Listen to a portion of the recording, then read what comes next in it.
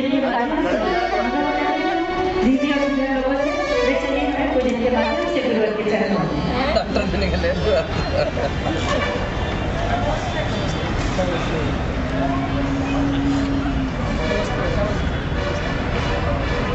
पूज्य आचार्य भगवान योगींदु देव परमात्मा प्रकाश ग्रंथ के माध्यम से हमें वह तत्व समझा रहे थे जिसे आज तक जीव ने नहीं समझा था। जिन भौतिक वस्तुओं के लिए हम बार बार समझते हैं, उसको ही देखना चाहते हैं, जानना चाहते हैं और निरंतर उसमें ही हमारी प्रगति और प्रवृत्तियां रहती हैं, लेकिन सब कुछ जानने के उपरांत भी हम अपने आप को नहीं जान पाते हैं, अपने आत्मा को नहीं पहचान पाते हैं, उसके स्वरूप को नहीं समझ पाते हैं। यही सबसे बड़ी भूल है और यह भूल हमारे लिए तब एहसास कराती है जबकि व्यक्ति या तो बहुत गसी बड़े संकट में फंस जाता है अथवा मृत्यु की बेला पर आ जाता है। तब उसके लिए लगता है कि मैंने सब कुछ जाना, सब कुछ देखा, सब कुछ पहचाना, सभी का परिचय लिया, लेकिन अपने आप को आज कभी नहीं जान पाया, अपने आप को नहीं समझ पाया। और जो अपने आप को नहीं समझ पाया, समझ लीजिए वो कुछ भी नहीं समझ पाया है। बाह्य जगत की जानकारियां परमार्थ में काम नहीं आती हैं। किसी व्यक्ति ने एक बार मुझसे पूछा था कि आप कहां से आ रहे हैं। उसने पूछा था आप कहां से आ रहे हैं, तो मैंने कहा निगोद से आ रहा हूं। तो ले मैंने कहा हाँ निगोद से आ रहा हूं। तो बोले निगोद ये कौन सी प्रांत में है। मैंने कहा ये तो सभी प्रांतों में है। किस डिस्ट्रिक्ट में। मैंने सभी डिस्ट्रिक्टों में है। बोले किस जिले में है। मैंने किस नगर का है, किस नगर का नाम है। मैंने कि हर नगर में मोहल्ला, कॉलोनी, मकान, कोई भी 3 लोक में ऐसा स्थान शेष नहीं है जहां पर निगोदिया जीव नहीं पाए जाते हैं। एक भी ऐसा स्थान नहीं है। आकाश के प्रत्येक प्रदेशों पर निगोदिया जीव भरे भरे हैं। यदि हैं तो केवली भगवान का शरीर है, उसमें निगोदिया जीव नहीं पाए जाते हैं। यदि हैं तो हारक शरीर है, वैक्रक शरीर है, जिनमें निगोदिया जीव नहीं पाए जाते हैं। बाकी हर एरिया में, हर स्थान में बंदो निगोदिया जीव पाए जाते हैं। और हर आत्मा उस ही स्थान से आज इस स्थिति तक पहुंच पाया है। शास्त्र कहते हैं कि यह जीव अनादि काल से निगोद ही पर्याय में रहा है और वहां की आयु मात्र श्वास का 18वां भाग प्रमाण है। जो हम श्वास लेते हैं इसके 18 भाग कर दीजिए, उसमें से 1 भाग प्रमाण उस प्राणी की आयु है। इसलिए कहा गया है काले अनंते निगोधे मझार बीत्यो एक इंद्रिय तनिधार। एक श्वास में 8-10 बार जन्म्यो मर्यो भर्यो दुख भार। तो इस जीव ने अनंत अनंत काल निगोद पर्याय में व्यतीत किया है। कल परसों अपन देख रहे थे कि जीव की उत्पत्ति नहीं होती है। जीव शाश्वत एक द्रव्य है जिसका जन्म भी नहीं होता है, जिसका मरण भी नहीं होता है।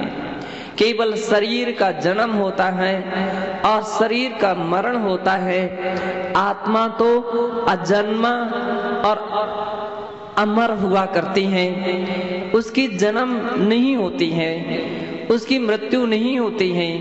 केवल शरीर का जन्म होता है, केवल शरीर की मृत्यु होती है। अज्ञानी प्राणी शरीर के जन्म और शरीर के मरण में जीव का जन्म मरण मान लेता है, या उसकी बहुत बड़ी भूल है।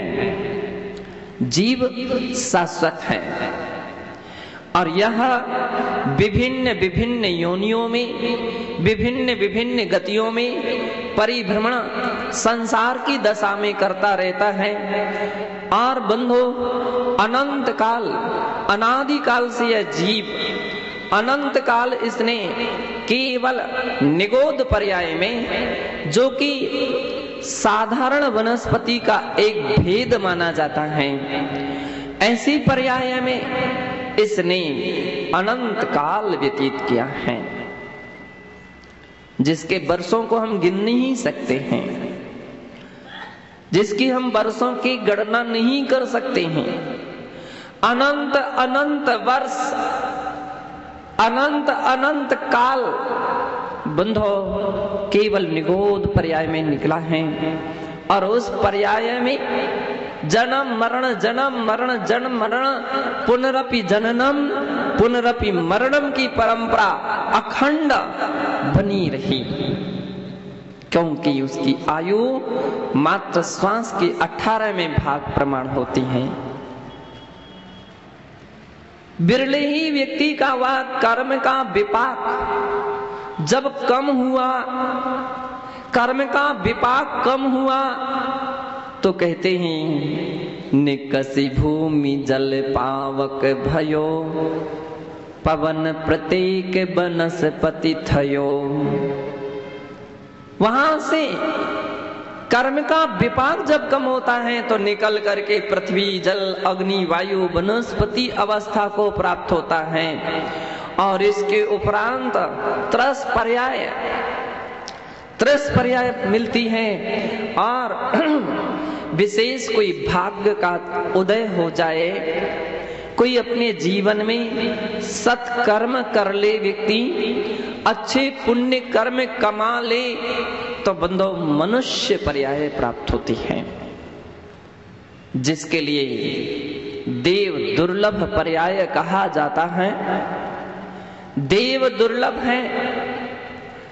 स्वर्ग के देव मनुष्य पर्यायों के पानी के लिए तरसते हैं। भगवान तीर्थंकर के वैराग्य के समय लौकांतिक देव भगवान होने वाले उन तीर्थंकर जब दीक्षा लेते हैं, उस समय उनकी प्रशंसा और स्तुति करते हुए कहते हैं, हे प्रभु, धन्य है आपके लिए कि आपने मनुष्य पर्याय को प्राप्त करके दुर्लभ संयम की साधना, तप की साधना में संलग्न हो गए और निर्वाण के पथ पर बढ़ते हुए अवश्य निर्वाण प्राप्त कर लेंगे। स्तुति करते करते वे अपनी ओर भी निहारते हैं और फिर अपनी आत्मग्लानि प्रकट करते हैं कि धिक्कार हो मुझे कि हम कुछ भी नहीं कर पा रहे हैं। देव पर्याय में संयम नहीं धारण कर सकते हैं, कोई भी व्रत नहीं धारण कर सकते हैं, तपस्या नहीं कर सकते हैं और निर्वाण यानी मोक्ष को भी प्राप्त नहीं कर सकते हैं। इसलिए मुझे देव पर्याय नहीं चाहिए। वह दिन कब आ जाए कि मैं मनुष्य पर्याय को धारण करूं। और उस पर्याय को पा करके आत्म साधना के लिए संयम धारण करो और रत्नत्रय को प्राप्त करके मोक्ष की यात्रा करूं, एक दिन मोक्ष को प्राप्त करूं। देवता गण तरसते हैं, वह दिन कब आएगा, वह अवसर कब मुझे मिलेगा। सौभाग्यशाली मैं नहीं, सौभाग्यशाली तो ये निर्ग्रंथ मुनि हैं, जिनके विषय में कहा गया है कि मुनि सकल व्रती बड़ भागी। बड़ भागी दौलत राम जी ने और किसी के लिए नहीं कहा। तुम्हारी ऊंची ऊंची बिल्डिंग काम नहीं आएगी और इतने मात्र को पा लेने से आप कोई बड़भागी नहीं कहलाएंगे। बड़ा परिवार, धन दौलत, लंबा चौड़ा कारोबार, इतने मात्र से आप भाग्यशाली नहीं कहला सकोगे। दौलत राम जी कहते हैं कि बड़े भाग्यशाली तो वो हैं जो संयम धारण करते हैं। इसलिए मनुष्य पर्याय सार्थक है। लौकांतिक देव निरंतर निरंतर उस पर्याय की प्राप्ति के लिए प्रयास करते हैं, भावना भाते हैं। बंधो, तुलसीदास जी हिंदू संप्रदाय के विद्वान कवि हुए हैं और उनके विषय में बतलाते हैं कि उन्होंने बनारसी दास जी के समय में हुए और बनारसी दास जी से भी बहुत प्रभावित थे। अवश्य ही उन्होंने जैन साहित्य पढ़े थे और इसी बात के उद्धरण को लेकर के वे रामायण के अंदर में इस बात का रिवीजन करते हैं। और वहां ऐसी ही एक चौपाई आई है जिसमें कहा गया है, बड़े भाग्य मानुष तन पावा, सुर दुर्लभ ग्रंथन नहीं गावा। बड़े भाग्य से मानुष तन पावा, मनुष्य तन, मनुष्य शरीर बड़े भाग्य से मिलता है। सुर दुर्लभ ग्रंथन नहीं गावा। सुर दुर्लभ है, ऐसा ग्रंथों में शास्त्रों में कहा गया है कि इसे पाने के लिए देवता भी तरसते हैं। लेकिन बंधो, उन प्राणियों का जीवन दुर्लभ है, उनका मनुष्यपन पाना सार्थक है, जो इस दुर्लभ मनुष्य पर्याय को प्राप्त करके परमार्थ की कुछ ना कुछ साधना करते हैं, जीवन को बहुत अच्छे रास्ते पर लगाने का प्रयास करते हैं। यूं तो जिंदगी मिली है, एक ना एक दिन समाप्त भी हो जाएगी, लेकिन जिंदगी उन लोगों की बहुत अच्छी मानी जाती है, जीवन उन लोगों का बहुत अच्छा माना जाता है जो इस पर्याय को पा करके भगवत भक्ति कर लेते हैं, अपने जीवन में परोपकार कर लेते हैं, दीन दुखी जीवों की रक्षा कर देते हैं। बंधो, वे जीव और उनकी पर्याय, उनका मनुष्य होना सार्थक है, जो निरंतर धर्मों की साधना के साथ साथ संयम साधना करते हैं, संयम धारण करते हैं। जो संयम धारण ना कर सके तो संयमियों की सेवा करते हैं, और भी कुछ ना कर सके तो दीन दुखी जीवों के प्रति उपकार रखते हैं, उनके प्रति भलाई करते हैं। बंधो, मनुष्य जीवन उनका पालन करना, प्राप्त करना सार्थक है। जो ऐसे दुर्लभ जीवन को पाकर के दुर्व्यसनों में अपनी जिंदगी व्यतीत कर देते हैं, नाना प्रकार के पाप, अत्याचार, अन्याय, अनीति आदि आदि कार्यों में अपना दुर्लभ जीवन जो समाप्त कर देते हैं, बंधो, उनका तो जीवन पाना व्यर्थ है। मनुष्य पर्याय एक ऐसी पर्याय कही गई है कि जिसके लिए चौराहा माना गया है, जंक्शन कहा जाता है कि चारों गतियों के रास्ते केवल मनुष्य पर्याय में खुले रहते हैं। मनुष्य के लिए पांचवा द्वार भी खुला रहता है।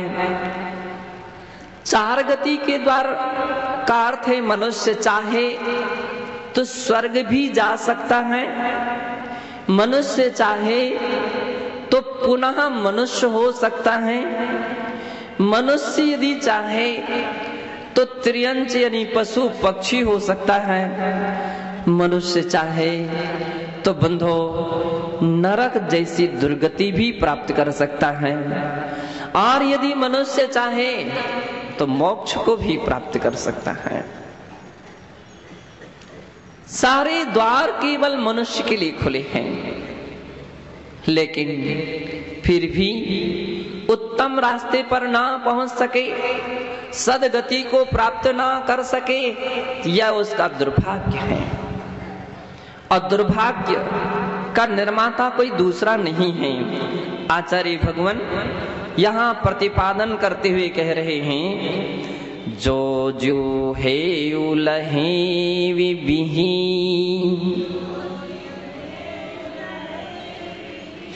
जगु बहु बिहौ जणी लिंगतय परिमंडयौ सो परमप्पु हवे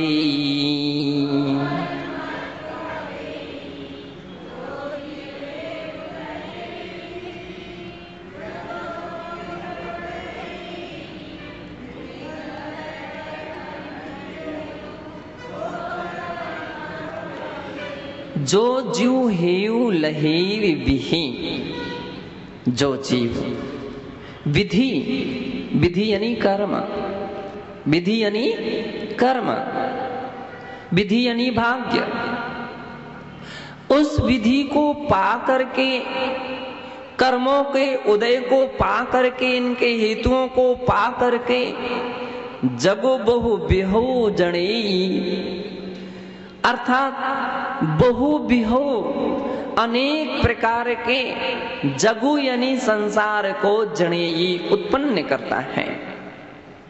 ध्यान रखिए, जैन शास्त्र, जैनाचार्य और जैन भगवान तीर्थंकर सदैव कहते हैं कि तुम्हारे लिए भाग्य के निर्माता कोई पड़ोसी नहीं हो पाएंगे, तुम्हारे भाग्य को कोई माता पिता नहीं दे सकते हैं, तुम्हारे भाग्य का निर्माण कोई बेटा बेटी नहीं कर सकता है, कोई मील ऐसी नहीं है जो तुम्हारे भाग्य का निर्माण कर सके, कोई वृक्ष ऐसे नहीं है जो भाग्य को पुष्पित और फलीभूत कर सके, और बंधो कोई भी देवता संसार में ऐसा नहीं है जो तुम्हारे लिए भाग्य प्रदान कर सके।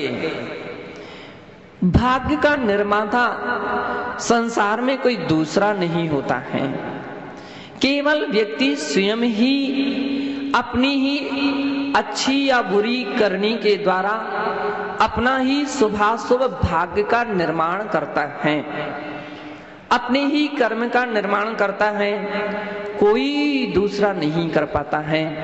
इस सिद्धांत को मानना ही पड़ेगा, इस पर हमको विश्वास रखना ही पड़ेगा कि हमारे भाग्य का निर्माता मैं स्वयं ही हूं, कोई दूसरा नहीं है। मेरे भाग्य का मैं ही बना सकूंगा, कोई दूसरा नहीं बना सकेगा। और बंधो वह भाग्य भी तुम्हारे ऊपर निर्भर है, चाहे सौभाग्य का निर्माण कर लीजिए और चाहे दुर्भाग्य का निर्माण कीजिए।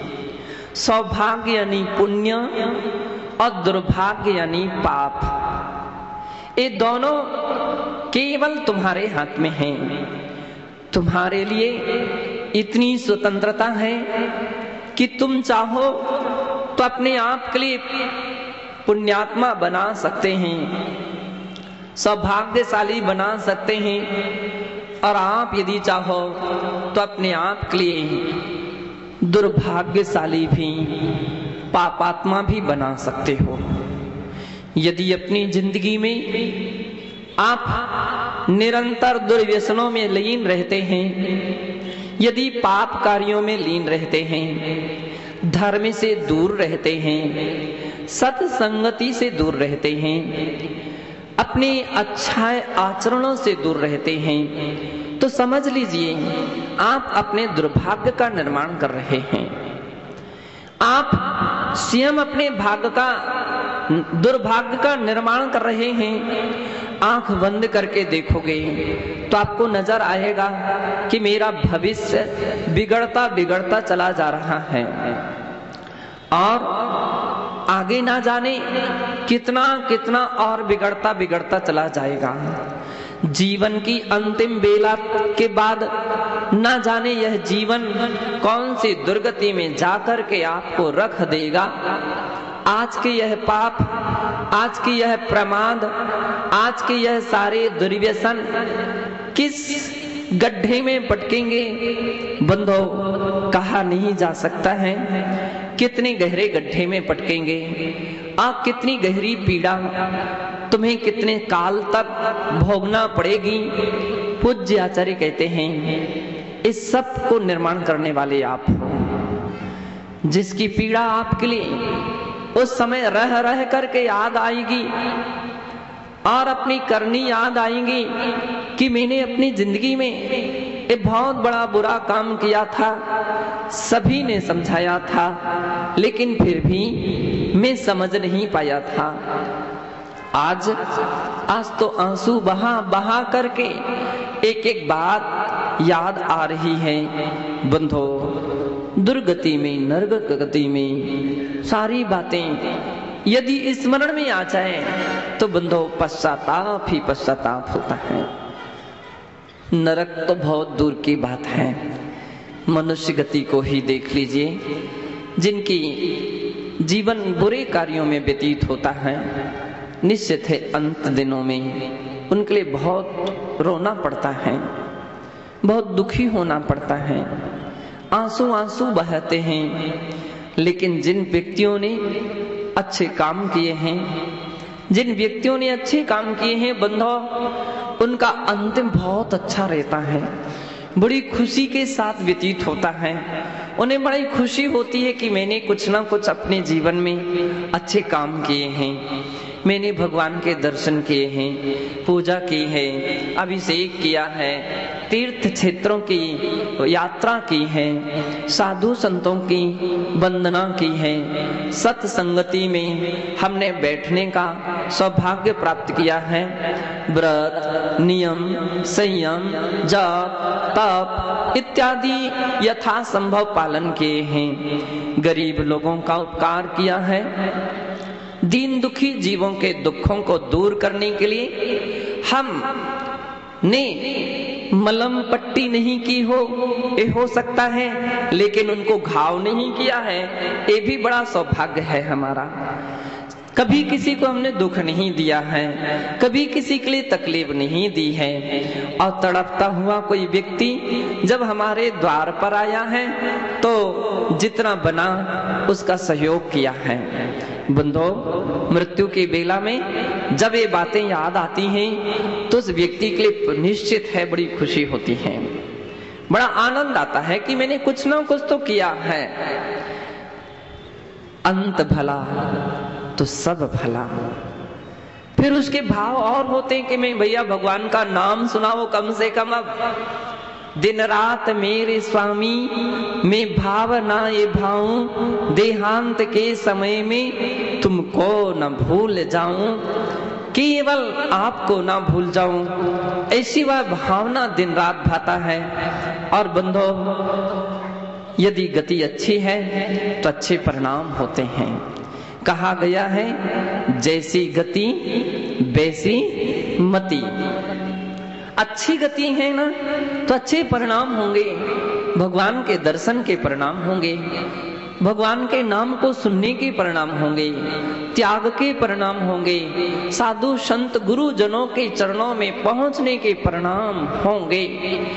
व्रत नियम संयम में और मजबूती आएगी, और उसमें मजबूत रहने ही का ही क्या, उससे भी आगे बढ़ने के परिणाम होंगे। क्योंकि अच्छे काम किए हैं तो ऐसी खुशी खुशी के साथ व्यक्ति की मृत्यु होती है। अच्छी तरह से शुभ मरण होता है, और जिसका परिणाम ये निकलता है कि उसकी सदगति हो जाती है, श्रेष्ठ गति होती है, और जिसकी गति श्रेष्ठ हो गई है बंधो उस गति में भी अच्छे अच्छे काम करता रहता है। तो इसलिए पूज्य आचार्य कहते हैं उस पुण्य के निर्माता, भाग के निर्माता भी आप हैं। दूसरे लोग तो निमित्त हो सकते हैं, भगवान निमित्त हो सकते हैं, शास्त्र निर्मित हो सकते हैं, गुरुजन निमित्त हो सकते हैं, वे आपके लिए केवल बतला सकते हैं, समझा सकते हैं, लेकिन उठा करके स्वर्ग में नहीं रख सकते हैं। वे किसी को भी कोई भी उठा करके स्वर्ग और मोक्ष में नहीं रख सकता है। यदि बस चले तो बंधो, मैं तो यही कल्पना करता हूँ, बस चले तो मैं सबको स्वर्ग में और मोक्ष में रख दूं, नरक को खाली कर दूंगा, नरक में एक भी व्यक्ति को नहीं जाने दूंगा। लेकिन ये हाथ की बात नहीं है। भावना भा सकते हैं, तुम्हारा भाग्य तुम्हारे साथ है, तुम्हारी करनी तुम्हारे साथ है, तुमको स्वयं ही कुछ ऐसे काम करने होंगे। और जब ये बात हमारे अंदर केवल कानों तक ही नहीं, कान के साथ साथ हृदय तक पहुंचती है, तो बंधो जीवन में परिवर्तन आता है, जीवन में कुछ ना कुछ बदलाव आता है। फिर लगता है कि जितना जीवन व्यतीत हुआ वो तो हो गया, वो समाप्त हो गया, वो चला गया है, लेकिन जो बचा है गई सो गई, अब राख रही को, जो रह गया है उसको तो संभाल लो। इसी में आपकी समझदारी है, इसी में आपकी बुद्धिमानता है, और यही श्रेयस्कर है। बंदो पूज्य आचार्य कहते हैं जो जीव है उलहे विविहि, जो प्राणी इस प्रकार की विधि को प्राप्त करके विधि के हेतु को प्राप्त करता है, जब बहु बिहो जणी, वह विधि वह कर्म ही संसार का निर्माण करता है। क्योंकि पुण्य पाप दोनों कर्म है, पुण्य भी एक कर्म है, पाप भी एक कर्म है। पुण्य अच्छे दिशा में ले जाता है, अच्छे स्थान पर ले जाता है, पाप बुरे स्थान पर बुरे अवस्था में ले जाता है। पाप कर्म से नरक और त्रियंच गति प्राप्त होती है, और पुण्य कर्म के उदय से मनुष्य स्वर्ग और मनुष्य पर्याय प्राप्त होती है। ये दोनों पुण्य कर्म के उदय से प्राप्त होती हैं। 84 लाख योनियों में ये दुर्लभ योनि मानी गई हैं, पुण्य योनि मानी गई हैं। तो पूज्य आचार्य कहते हैं स्वर्ग में देव बनाना ये किसी देव के हाथ की बात नहीं है। कोई विधि विधाता किसी के देव नहीं बना सकता है, और किसी को नारकी नहीं बना सकता है, किसी को पशु और किसी को पक्षी नहीं बना सकता है। स्वयं अपने कर्म से ही व्यक्ति ऐसी पर्याय को प्राप्त होता है। बंदो पूज्य आचार्य कहते हैं ये जो ज्ञानावरण आदि 8 कर्म हैं वही विधि है, और वो तुम्हारे लिए विभिन्न प्रकार के पर्यायों में पहुंचाता है। लिंगतय परिमंडियो, विभिन्न लिंगों में 3 प्रकार के लिंग जगत प्रसिद्ध हैं। स्त्रीलिंग, पुरुलिंग और नपुंसक लिंग। देव पर्याय में मात्र 2 ही लिंग होते हैं, पुरुलिंग और स्त्रीलिंग केवल 2 ही लिंग होते हैं, और नरकों में केवल एक ही लिंग होता है। नारकी जीव नियम से नपुंसक ही होते हैं, वहां स्त्री पुरुष के भेद नहीं होते हैं। केवल 2 गतियां ऐसी हैं, मनुष्य त्रियंश, जहां पर स्त्री पुरुष और नपुंसक ये तीनों प्रकार के लिंग पाए जाते हैं। बंदो, पूज्य आचार्य कहते हैं जिस भी पर्याय को, जिस भी अवस्था को प्राप्त करता है, वह भी व्यक्ति के लिए उसका विधि यानी उसका कर्म जो है वह ऐसी अवस्थाओं को प्रदान करता है। शास्त्र कहते हैं कि पुरलिंग की प्राप्ति कैसे होती है, तो इसके विषय में आचार्य भगवान सिद्धांत चक्रवर्ती नेमी चंद्र महाराज गौमट सार जीव कांड में कहते हैं, पुरुगुण भोगे से दे, पुरुगुण भोगे से दे, अर्थात जो पुरु गुण भोगी से दे, श्रेष्ठ गुणों को प्राप्त करता है, अच्छे अच्छे गुणों को प्राप्त करता है, अच्छे अच्छे गुणों को धारण करता है, उत्तम महान विशेषताओं को धारण करता है, वह व्यक्ति क्या हो जाता है? पुरुष हो जाता है। वहां पुरुष पर्याय को प्राप्त होता है।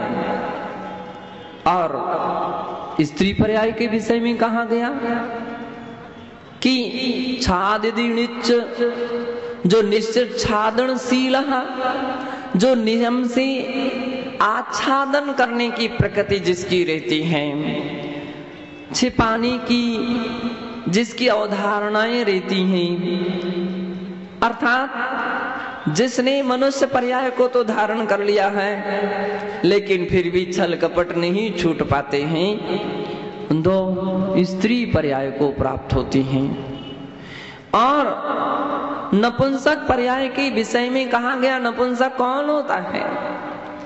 तो जो धर्म, संयम, व्रत और साधना में कायरता रखते हैं, वे भविष्य में नपुंसक होते हैं।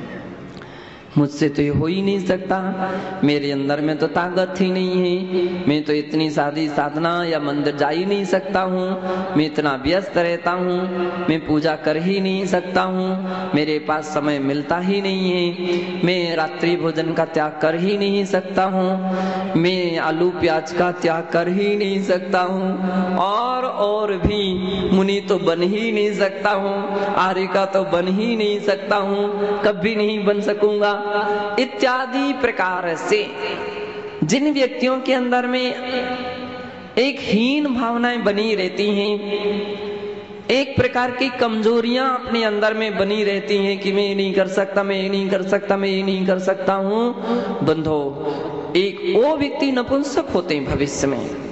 अथवा दूसरा प्रकार का तरीका हमारे यहाँ बतलाया है कि जो व्रत लेकर के, नियम लेकर के, संयम लेकर के और उसका उपघात कर देते हैं, तोड़ देते हैं, भाई हमसे इतना नहीं हो सकता, हम तो जो भी होगा प्रायश्चित ले लेंगे, लेकिन हम इतना नहीं कर सकते हैं, हमें पालन नहीं कर सकते हैं। व्रत लेकर के तोड़ देना एक कायरता का प्रतीक है। पूज्य आचार्य कहते हैं वे भविष्य में नपुंसक होते हैं। और आज की भाषा में भी कहा जाता है, जो मैदान छोड़ करके भागने लग जाए उसको क्या कहते हो? कायर कहते हैं। कायर, वो व्यक्ति कायर, कायर नपुंसक है, नपुंसक, उसके अंदर कोई पौरुषता नहीं है।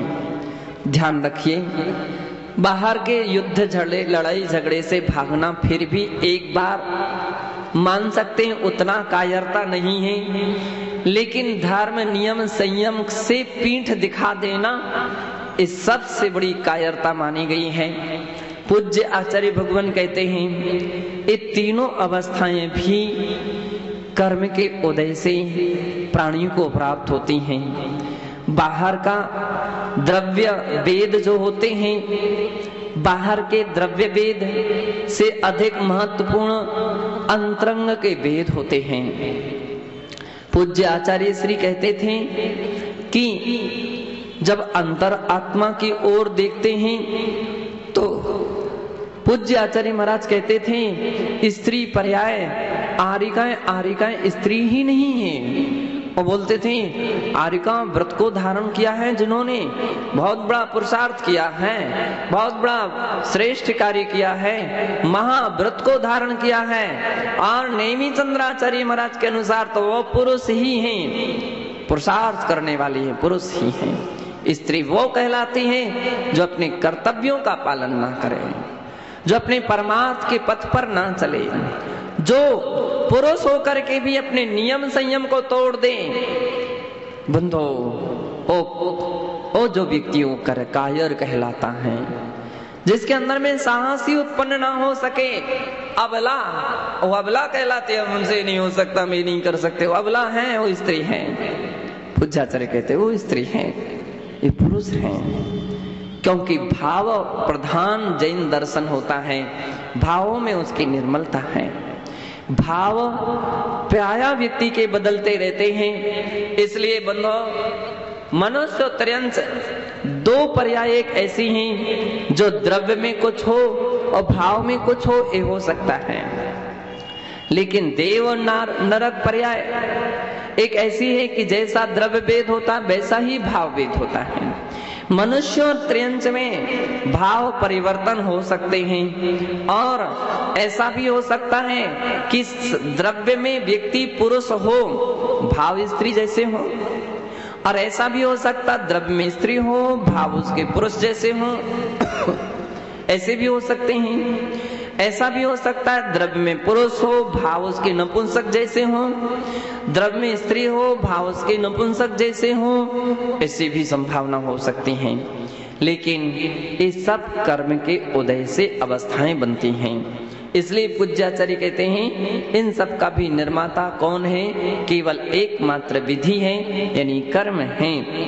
और इन सब के मध्य में जो चलने वाली होती है, इन सब पर्यायों के मध्य रहने वाली जो होती है, वह आत्मा ही सो परमप्पु हवे, वह आत्मा ही परमात्मा है। इसलिए पूज्य आचार्य कहते हैं यद्यपि शुद्ध द्रव्यार्थिक नहीं ने शुद्धोपी, यद्यपि शुद्ध द्रव्यार्थिक नहीं से शुद्ध है, लेकिन फिर भी पर्यायार्थिक नहीं की अपेक्षा से, विभाव दशा की अपेक्षा से जब हम देखते हैं तो विभिन्न पर्यायों में यह जीव भटकता है। वह भी केवल अपने अपने कर्मों के उदय के कारण से भटकता है। और वह कर्म जैसा जिसने बांधा था और बंधा भी वही था, जैसा किया था वैसा बंधा है, जैसा बंधा है वैसा ही उदय में आ रहा है। और उस उदय के से प्रभावित होकर के जीव संसार में भटकता है। पूज्य आचार्य भगवान ने इस छंद के द्वारा ये बात बतलाई कि हमेशा ध्यान रखिए, तुम्हारे भाग्य के निर्माता केवल तुम रहोगे, दूसरा नहीं रहेगा। बस इतने को जानना ये व्यवहार है। और इसके मध्य जो है वह निश्चय है, जो केवल आत्मा है। वह आत्मा अन्य पर्यायों का भी कर्ता धर्ता नहीं है, अन्य द्रव्यों का तो नहीं है सो नहीं है, अन्य अशुद्ध विभाव पर्यायों का भी कर्ता धर्ता नहीं है। वह तो केवल एकमात्र शुद्ध पर्याय ही उसमें उत्पन्न होते हैं। इसलिए शुद्ध द्रव्यार्थिक नहीं से पूज्याचार्य कहते वह केवल शुद्ध अवस्था आत्मा की है, वही परमात्मा है। परमात्मा के विषय में समझाते हुए आचार्य भगवान योगिंदु देव, ऐसा लगता है कितना विशाल स्वरूप परमात्मा का है, और फिर भी वे तरह तरह से एक एक तरीके से दोहक छंदों के द्वारा नई बात बतलाते जा रहे हैं। और 41 में दोहक छंद में लिखते हैं जसु अभ्यंतरि जगु बसई, जग अभ्यंतरि जो जी, जग जीव संतु वी जगु, जग जीव संतु वी जगु जी, रवि मुनि परमप्पु सोई,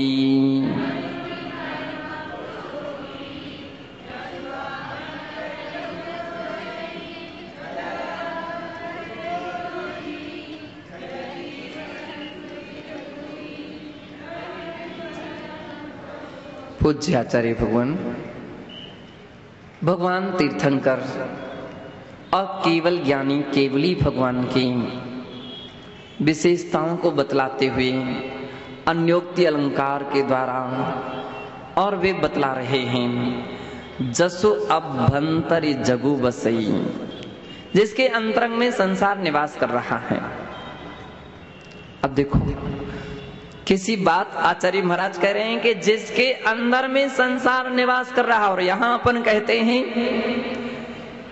कि बाहर में भली संसार में बने रहो लेकिन तुम्हारे अंदर में संसार नहीं होना चाहिए। कहने का तरीका है। एक वह बात है कि जिसमें ये कहा जाता है कि आप संसार में भली बने रहो लेकिन आपके अंदर में संसार ना हो, तो वह व्यक्ति संसार से पार हो जाता है। और जिसके अंदर में संसार आ जाए वो व्यक्ति कभी पार नहीं हो सकता है। और आज दूसरी ओर कह रहे हैं कि जिसके अंदर में संसार आ गया है वो व्यक्ति संसार से पार हो जाता है। दोनों के अभिप्राय अलग अलग हैं। यहां कहते हैं कि जो संसार में है लेकिन संसार से विरक्त रहे, इसका मतलब है 5 पाप, राग द्वेष मोह से उत्पन्न होने वाली जितनी भी अवस्थाएं हैं ये व्यक्ति के मन में नहीं आना चाहिए। सम्यक दृष्टि जीव इसलिए जल से भिन्न कमल की तरह रहता है, घर में रहता है लेकिन घर को अपना नहीं मानता है, कुटुंब परिवार के बीच में रहता है फिर भी उसको अपना नहीं मानता है, धन दौलत इत्यादि प्रकार की सामग्रियों के मध्य में भी रहता हुआ भी उन्हें अपना नहीं मानता है।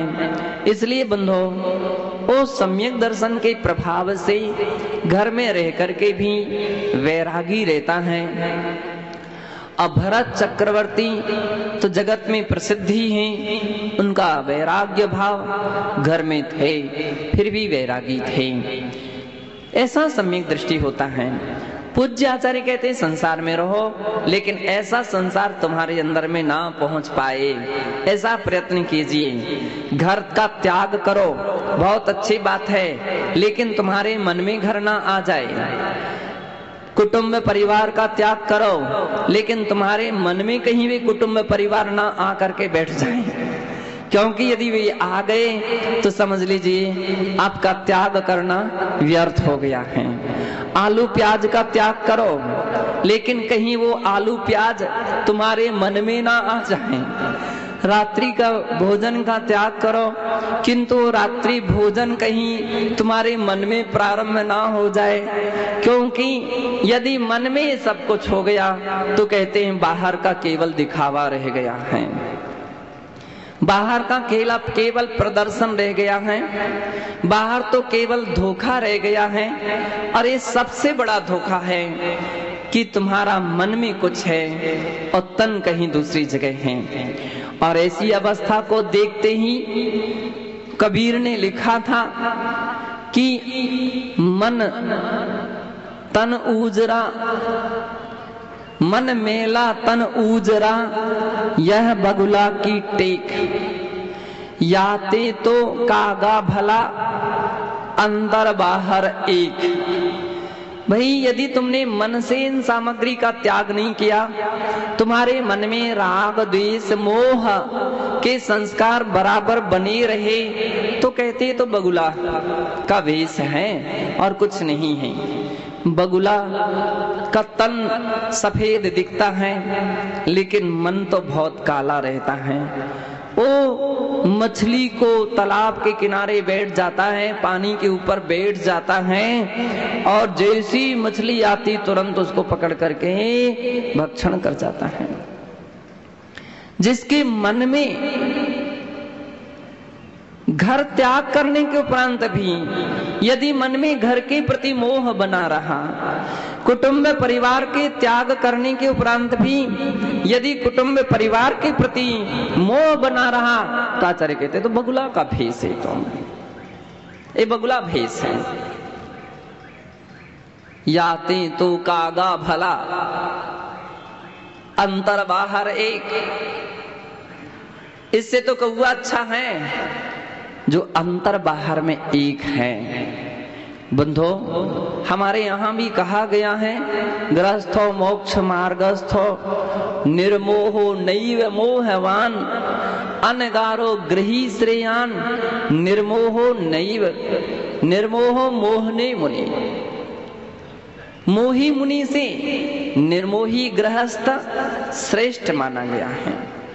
इसलिए बंधो, पूज्य आचार्य कहते हैं कि सबसे पहले मन से घर निकालना चाहिए और इसका घर में अच्छा अभ्यास कर लेना चाहिए और तब तक अभ्यास करते रहना चाहिए और इतना अभ्यास करते रहना चाहिए कि फिर घर में रहते हुए भी मन में घर ना रहे।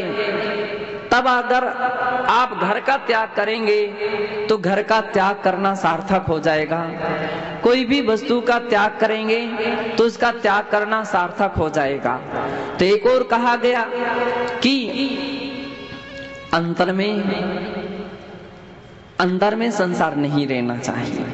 संसार में रहो, अंदर में संसार न रहो।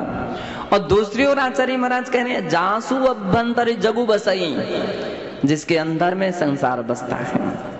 इसका अर्थ है जिसके मन में नहीं, केवल ज्ञान में संसार झलक रहा है, जिनके केवल ज्ञान रूपी दर्पण में संसार की प्रत्येक पदार्थ, प्रत्येक पर्याय प्रति क्षण प्रतिबिंबित होती हैं। बंधो, वो संसार उनके केवल ज्ञान में आ गया है, वह प्रतिबिंबित हो रहा है, लेकिन फिर भी वे उससे अलिप्त हैं, लिप्त नहीं हुए हैं। जग अभ्यंतरी जो जी, और दूसरे कहते हैं जो जग के अंदर है, क्योंकि अनंत भगवान जीवन मुक्त परमात्मा कहे गए हैं। जीवन मुक्त का अर्थ होता है अब उनका पुनः संसार में जन्म नहीं होगा, लेकिन संसार में तो हैं, अभी तो हैं। जब तक शेष अघातिया कर्म का क्षय नहीं हुआ है तब तक तो वे संसार में बने रहेंगे, और जब क्षय हो जाएगा तो वे मुक्त हो जाएंगे, सिद्ध हो जाएंगे। तो अरहंत भगवान के लिए धवला जी के विषय में पूछा गया कि वे संसारी हैं कि मुक्त, ऐसा एक प्रश्न किया गया कि वे संसारी हैं कि मुक्त। तो वीरसेन महाराज बहुत बड़े विद्वान आचार्य हैं, वे कहते हैं ना संसारी नो संसारी नो सिद्ध, जो अभी ना तो संसारी हैं पूर्ण रूपिणे और ना पूर्ण रूपिणे अभी सिद्ध हुए हैं। घातिया कर्मों का क्षय कर दिया है, इसलिए एक देश संसार का तो अभाव हो गया है और एक देश सिद्ध बन गए हैं, अनंत चतुष्टय को पा लिया है, लेकिन अभी अघातिया कर्म शेष हैं, इसलिए संसार शेष है, अभी पूर्ण रूपिण गुणों को प्रकट नहीं किया है, इसलिए संसार शेष है। बंदो, ऐसे अरहंत भगवान संसार में जो हैं तो कह रहे हैं जिनके अंदर में संसार है और जो संसार में है। जग जी बसंतो भी जगो जी रवि मुनि परम पौसो जी, और कह रहे हैं जगत के जगत एव बसन अपी, संसार में रहते हुए पर भी जग एवं जगो बीजनवी मुनि परम पौ, कह रहे हैं संसार में रहते हुए पर भी जो संसार में रहते हुए भी संसार रूप नहीं हो गए हैं, ऐसी जो जिनकी आत्मा है वह आत्मा परमात्मा कहलाती है। कितनी ऊंची बात कही कि जिसके अंदर में संसार है और जो संसार में है फिर भी संसार रूप नहीं है, संसार में रहते हुए भी संसार रूप नहीं है, ऐसे जो हैं वो परमात्मा कहलाते हैं। वे भगवान अरहंत प्रभु कहलाते हैं, जो कि व्यक्त कारण समय सार और कारण समय सार के साथ साथ अब तो वे कार्य समय सार के पथ पर लग चुके हैं। एक दृष्टि से आचार्य, उपाध्याय और साधु ये तीन परमेष्ठियों के लिए कारण समय सार कहा गया है और बंधो अरहंत और सिद्धि के लिए कार्य समय सार कहा गया है।